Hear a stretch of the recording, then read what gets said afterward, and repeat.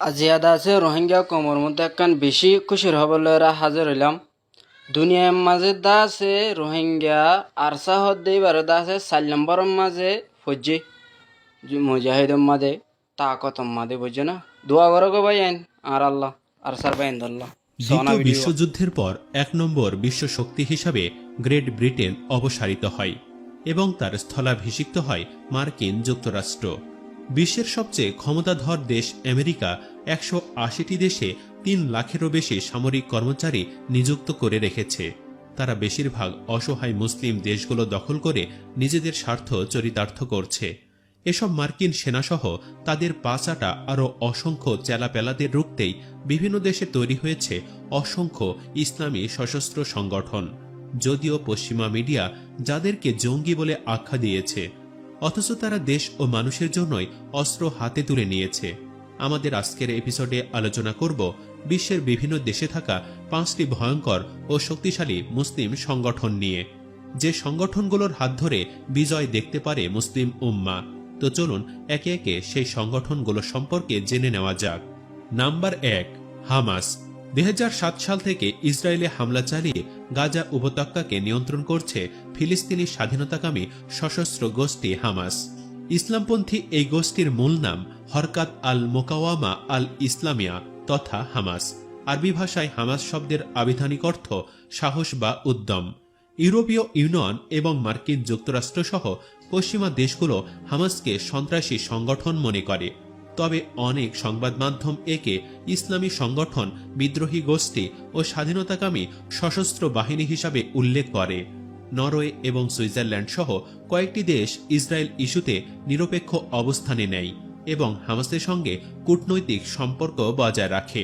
কাতার, তুরস্ক, ইরান সহ মুসলিম দেশগুলোর সঙ্গেও হামাসের দারুণ কূটনৈতিক সম্পর্ক রয়েছে। ২০০৬ সালে গাজার সাধারণ নির্বাচনে নিরঙ্কুশ সংখ্যাগরিষ্ঠতা অর্জন করে হামাস। ২০০৭ সালে গোটা উপত্যকার নিয়ন্ত্রণ পায় দলটি। সে সময় পশ্চিম তীরের একটি অংশ প্রেসিডেন্ট মাহমুদ আব্বাসের মাঝারি ফাতা দলের নিয়ন্ত্রণে থাকলেও সমগ্র গাজা অঞ্চল হামাসের নিয়ন্ত্রণে চলে যায়।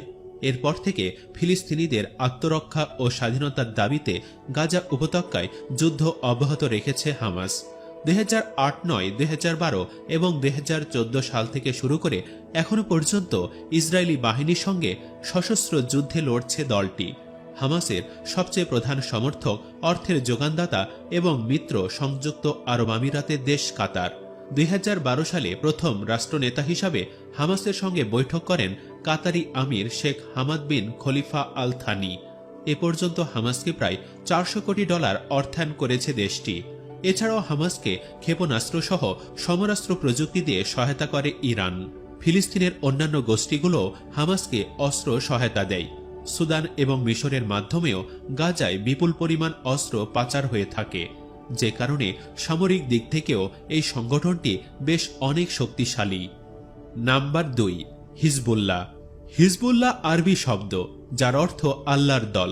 লেবাননের একটি ইসলামিক গ্রুপ। হিজবুল্লাহর জন্ম ১৯৮২ সালে লেবাননে ইসরায়েলি হামলা থেকে। গ্রুপটি ইরান ও সিরিয়ার কাছ থেকে আর্থিক ও সামরিক সহায়তা লাভ করে। ইরানিয়ান রিভোল্টিওনারি গার্ডস তাদের প্রশিক্ষণ দিয়েছে। হিজবুল্লাহর মূল নীতি হল তাদের দেশে ইসরায়েলি আগ্রাসন প্রতিরোধ করা। দলটির জিহাদ কাউন্সিল নামক সামরিক শাখা এবং loyalty to the resistance block নামক রাজনৈতিক শাখা রয়েছে।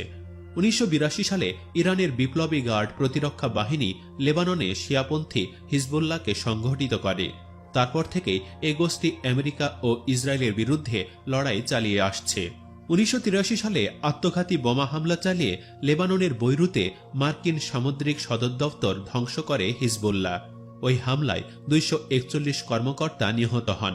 একই বছর মার্কিন দূতাবাসেও আত্মঘাতী হামলা চালায় তারা। পরে ওই বছরই লেবানন থেকে মার্কিন সেনা সরিয়ে নেওয়া হয়। ইরানের সাথে হিজবুল্লাহর ভালো কূটনৈতিক সম্পর্ক থাকায় সৌদি আরব হিজবুল্লাহকে নিজেদের শত্রু মনে করে। হিজবুল্লাহকে দমন করতে লেবাননকে নিশানা বানিয়েছে সৌদি আরব। হিজবুল্লাহকে নিঃসঙ্গ করতে যুক্তরাষ্ট্র ও ইসরায়েলের সঙ্গে জোটবদ্ধ প্রচেষ্টা জারি রেখেছে তারা। তবে লেবাননের শিয়া জনতার কাছে হিজবুল্লাহ এক রক্ষা কবচের নাম। সংগঠনটির জন্য সুরক্ষা কবচের ভূমিকায় রয়েছে খোদ দেশটির সামাজিক ও রাজনৈতিক পরিমণ্ডল। এছাড়াও রয়েছে তেহরানের অর্থ সহায়তা। সে কারণে হিজবুল্লাহ দমনের সৌদি প্রচেষ্টা শেষ পর্যন্ত খুব একটা সফল হবে না বলে মনে করছেন বিশ্লেষকরা। সামরিক ও অর্থনৈতিক দুভাবে বেশ শক্তিশালী মুসলিম এই সংগঠনটি। Number 3, Chechen army. রাশিয়া এবং ইউক্রেনের মধ্যে যখন তুমুল যুদ্ধ শুরু হয় তখন দেখা গিয়েছিল আল্লাহু আকবার ধ্বনিতে রাশিয়ার পক্ষে যুদ্ধে নেমেছে একদল দুর্ধর্ষ বাহিনী। এদের নাম চেচেন আর্মি। সারা দুনিয়া যাদেরকে পৃথিবীর সবচেয়ে ধ্বংসাত্মক বাহিনী নামে জেনে থাকে, এদের সবাই ইসলাম ধর্মাবলম্বী। পশ্চিমারা তাদের শয়তানি যোদ্ধা বা শিকারীও বলে থাকে। অন্যদিকে পুতিন এবং মুসলিম বিশ্বের কাছে তারা সত্যিকারের নায়ক। বলা হয়ে থাকে তারা কোনো যুদ্ধনীতি মানে না, তারা যুদ্ধে যায় ধ্বংস করার জন্য। অনেকেই বিশ্বাস করে একজন চেচেন যোদ্ধা 10 জন রাশিয়ান সেনার সমান। শুধু ইউক্রেন নয়, সারা বিশ্বের মাথা ব্যথার কারণ এই চেচেন যোদ্ধারা। বিগত 12 বছরে রাশিয়া যে কোনো যুদ্ধে হারেনি, তার অন্যতম কারণ এই মুসলিম যোদ্ধারা। সিরিয়াতে আমেরিকাকে পাত্তা না দিয়ে রাশিয়া হামলা করেছে শোনা গেলেও মাঠে জয় এনে দিয়েছিল এই চেচেন যোদ্ধারাই। এই আর্মির প্রধানকে ধরা হয় বর্তমান বিশ্বের সবচেয়ে ভয়াবহ যুদ্ধের রাজা হিসাবে। তবে তাদের নিয়ে সমালোচনাও আছে। তারা মুসলিম হয়েও রাশিয়ার নোংরা রাজনীতির শিকার হয়ে মুসলিমদের বিরুদ্ধে অস্ত্র ধরে বলে গুঞ্জন রয়েছে, যদিও কতটা সত্যি জানা যায়নি। চেচনিয়া হচ্ছে রাশিয়ার ককেশাস অঞ্চলের একটি অংশ। এর পার্শ্ববর্তী আরও 2টি প্রজাতন্ত্র হল ইঙ্গুশেতিয়া আর দাগেস্তান। দাগেস্তানে নানা জাতির বাস। চেচেন আর ইঙ্গুশরা বাকি অঞ্চলে বাস করে। অতীতে তারা নাখ নামক গোত্রের অন্তর্ভুক্ত ছিল।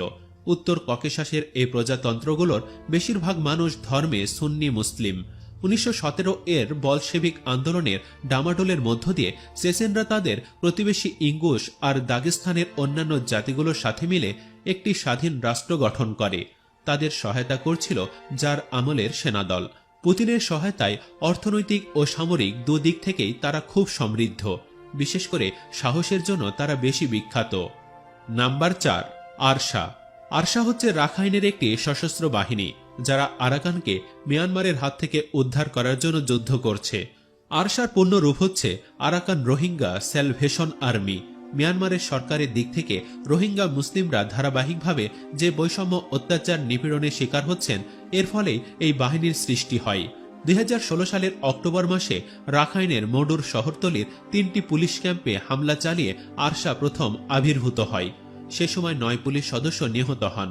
মাত্র কয়েক ডজন লোক ছুরি আর লাঠি নিয়ে ক্যাম্পে অতর্কিতে হামলা চালায় এবং কর্মকর্তাদের হত্যার পর হালকা অস্ত্র নিয়ে পালিয়ে যায়। আরসা নেতা আতাউল্লাহ একজন রোহিঙ্গা। তার পরিবার রাখাইন থেকে বিতাড়িত হয়ে পাকিস্তানে আশ্রয় পায়। করাচিতে তার জন্ম। পরে তিনি সৌদি আরব চলে যান। আরসার এই নেতা নিজের সম্পর্কে এর বেশি কিছু জানাতে চাননি। European Centre for the study of এক্সট্রিমিজমের গবেষক মং জার্নির মতে, আরসা হচ্ছে মিয়ানমারের সেনাবাহিনীর ধারাবাহিক নির্যাতন আর গণহত্যার অনুপাতে জন্ম নেওয়া একটি সংগঠন। মং জার্নি রাখাইনের রোহিঙ্গা মুসলমানদের জীবনযাত্রাকে জার্মানির নাজিদের ক্যাম্পে থাকা নির্যাতিতদের মতোই দেখেন। তিনি বলেন, একদল আশাহীন মানুষ যারা নিজেদের ও সম্প্রদায়ের লোকজনের মুক্তির জন্য বা রক্ষার জন্য যে কোনো ধরনের আত্মরক্ষার জন্য একটি গ্রুপে সংগঠিত হয়েছে। ইন্টারন্যাশনাল ক্রাইসিস গ্রুপের মতে মূলত রোহিঙ্গা যুবক তরুণদের নিয়ে গঠিত হয়েছে আরসা।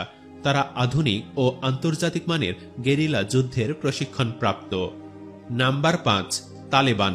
আফগানিস্তানে ক্ষমতা থেকে তালেবানকে জোর করে সরানো হয়েছিল 2001 সালে যুক্তরাষ্ট্রের নেতৃত্বে পরিচালিত এক যুদ্ধের মাধ্যমে। কিন্তু তালেবান আবার নতুন করে সংগঠিত হওয়ার মাধ্যমে আফগানিস্তানের বিস্তীর্ণ অঞ্চল দখল করে নিয়েছে। পশতু ভাষায় তালেবান মানে হচ্ছে ছাত্র। আফগানিস্তান থেকে যখন সোভিয়েত সৈন্যরা পিছু হটল, তখন 1990-এর দশকের শুরুতে উত্তর পাকিস্তানে এই তালেবান আন্দোলনের জন্ম। এই আন্দোলনে মূলত পশতুন অর্থাৎ পশতু ভাষীদের প্রাধান্য। ধারণা করা হয় মাদ্রাসাগুলোতে প্রথমেরা সংগঠিত হয়। এই মাদ্রাসাগুলো পরিচালিত হতো সৌদি অর্থে এবং সেখানে খুবই কট্টর সুন্নি মতাদর্শের ইসলামী প্রচার করা হতো। পাকিস্তান এবং আফগানিস্তান এই দুই দেশের সীমান্তের দুদিকেই আছে বিস্তীর্ণ পশতুন অধ্যুষিত অঞ্চল। তালেবান এসব অঞ্চলে খুব দ্রুতই প্রভাবশালী হয়ে ওঠে। তালেবান নেতৃত্ব প্রতিশ্রুতি দেয় ক্ষমতায় গেলে তারা শান্তি এবং স্থিতিশীলতা ফিরিয়ে আনবে এবং কঠোর শরিয়া আইন জারি করবে। বর্তমানে হয়েছেও তাই। মার্কিনীদের আফগানিস্তান থেকে বিতাড়িত করার মধ্যে তারা দেশটি শাসন করছে। যুদ্ধ বিধ্বস্ত দেশটি বর্তমান তালিবানের হাত ধরে পুনর্গঠিত হবার চেষ্টা চালিয়ে যাচ্ছে। শুরুর দিকে যে অর্থনৈতিক মন্দা দেখা দিয়েছে তা স্বাভাবিক। স্বাধীনতার এত বছর পরও যেখানে আমরা জনগণের মৌলিক চাহিদা পূরণে হিমশিম খাচ্ছি, সেখানে এত অল্প সময়ের মধ্যে তালিবান সব বদলে দিবে।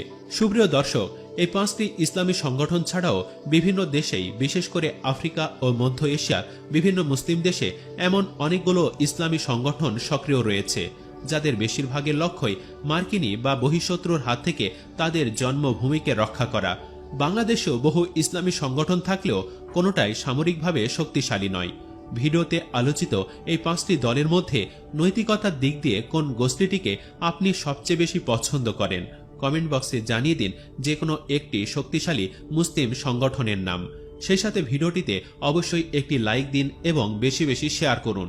আর আপনি এখনও আমাদের চ্যানেলটি সাবস্ক্রাইব করে না থাকলে সাবস্ক্রাইব করে আমাদের সাথেই থাকুন। আল্লাহ হাফেজ।